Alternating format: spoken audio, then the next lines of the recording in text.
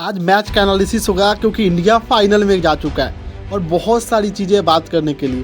कोहली का वो शतक जो भगवान के रिकॉर्ड को तोड़ता है, सचिन तेंदुलकर के रिकॉर्ड को तोड़ता है और 50 शतक कोहली के ओडीआई में हो जाता है, उसके बारे में भी बात करेंगे। हम शम्मी के 7 विकेट के भी बारे में बात करेंगे। लेकिन सबसे पहले आप लोग ताली बजाओ क्योंकि इंडिया भाई फाइनल में जा चुका है। इंडिया को आप मतलब अब बोल सकते हैं कि इंडिया को जो नॉकआउट मुकाबले का डर था वो ख़त्म हो चुका है और इंडिया मतलब हर मैच में डोमिनेट किया था। इस मैच में बोल सकते हैं थोड़ा न्यूजीलैंड ने संघर्ष दिखाया और संघर्ष हो भी क्यों ना भाई, नॉकआउट मुकाबला है।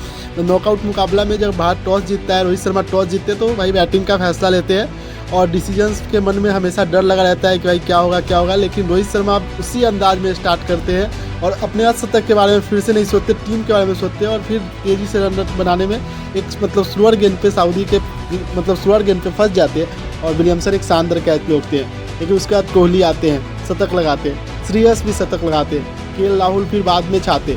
तो यहाँ से इंडिया का स्कोर 398 रन, जो कह सकते हैं कि 400 के आसपास, 400 को टच कर ही चुकी थी। ये रन चेस करना उतना आसान नहीं था और फिर मतलब बुमराह को 2 चौके जड़ते हैं और उसके बाद डेविड कॉनवे एक शानदार शुरुआत की तरफ दिख रहे होते हैं। लेकिन फिर शम्मी आते हैं, पहली ही गेंद पे कॉनवे को आउट करते हैं, केएल राहुल एक ज़बरदस्त कैच पकड़ते हैं और यहाँ से जो मोमेंटम शिफ्ट होता है फिर उसके बाद मतलब बोले तो शानदार गेंदबाजी के बदौलत ही पकड़ के रखते हैं और एक ख़राब शॉट सचिन रविंद्रा भी खेलते हैं और वो भी आउट हो जाते हैं। अब यहाँ से लग रहा था कि भारत ये मैच आसानी से जीत लेगी, लेकिन फिर आता है डैरेल मिचेल साहब का तूफान।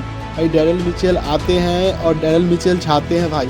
और विलियमसन को तो बहुत सारा लगता है कि जीवन दान के मतलब एक तरह से लग के घोड़े पे सवार हो के आए, बहुत सारा जीवन दान मिलता है। लेकिन यहाँ पे बात करेंगे कि विलियमसन फिर भी काम रहते हैं और जब तक विलियमसन पिच पर थे तब तक लग रहा था कि ये मैच न्यूजीलैंड जीतेगी, मतलब ऐसा लगने लगा था एक समय। लेकिन फिर शम्मी आते हैं, फिर एक विकेट लेते हैं और फिर से मैच को मतलब मोड़ते हैं। अब वहाँ पे एक कैच भी छूटता है शम्मी से बुमराह के गेंद पे विलियमसन का, लेकिन विलियमसन ज़्यादा देर तक नहीं चलते और इस बार जो कैच रोकने वाले प्लेयर्स होते हैं वो सूर्य कुमार यादव होते हैं।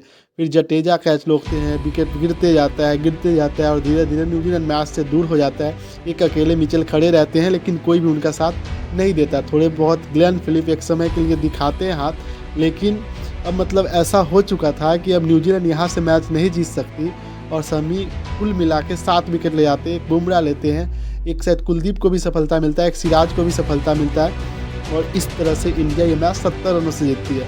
लेकिन अगर हम टेम्पलेट सेट करने की बात करें तो सुमन गिल भले ही वो चोटिल हो गए थे, उनके क्रैम्प आ गया था, वो बाहर हो गए थे, लेकिन सुमन गिल ने भी क्या शानदार पारी खेली।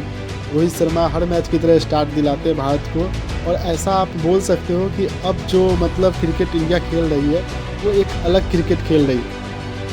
कोहली का वही काम है भाई कि उनको 100 लगाना है, रोहित शर्मा भाई उनको ताबड़तोड़ खेलना है, श्रेयस अय्यर को ताबड़तोड़ खेलना है, केएल राहुल को एक अलग रोल दिया गया और कीपिंग तो उनका दिन प्रतिदिन ऐसा लग रहा है कि बैटिंग के परफॉर्मेंस उनके कीपिंग में दिख रहा है। तो अब ये इंडिया टीम को फाइनल में चाहे जो भी टीम आए उसको ये सोचना पड़ेगा कि कैसे हराया जाए, क्योंकि मतलब पहले अगर बैटिंग करती है तो भाई लगातार 400 के आसपास का स्कोर करती है और बॉलिंग करती है तो उसमें भी मतलब दूसरे टीमों को मतलब इतना स्कोर बनाने ही नहीं देती कि उसको चेस आसानी से कर लेती है। तो अब ऑस्ट्रेलिया हो चाहे दक्षिण अफ्रीका हो, ये मतलब रिकॉर्ड टूटेंगे और एक बार फिर से लगता है कि इंडिया वर्ल्ड कप उठाएगा। अब आपको क्या लगता है, आप हमें कमेंट करके बता सकते हैं और आप